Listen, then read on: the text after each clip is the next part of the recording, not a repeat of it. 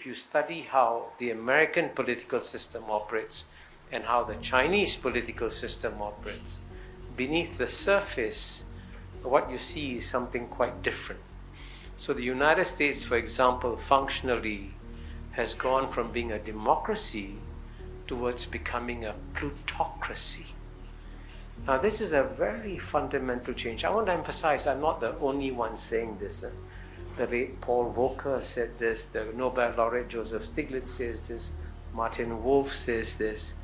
And the danger of becoming a plutocracy is that decisions are made in the society not to benefit 100% of the people, but to benefit the top 10 to 20% only.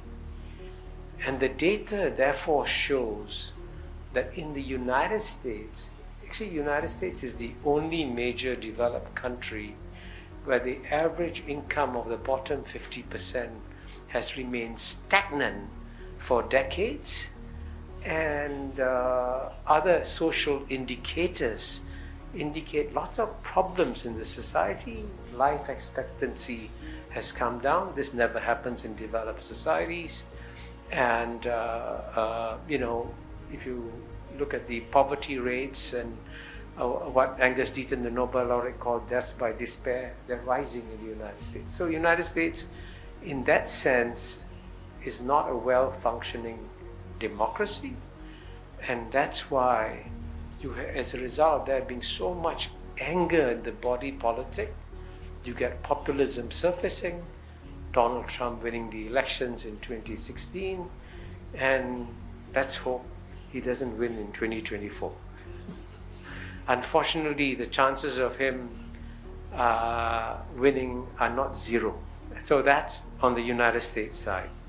And on the Chinese side, functionally, the Chinese political system has become what I call a meritocracy.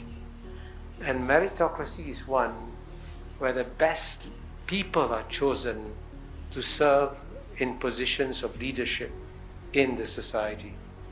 And as you know, in the United States, you can be completely unqualified and you can become president, exhibit A, Donald Trump.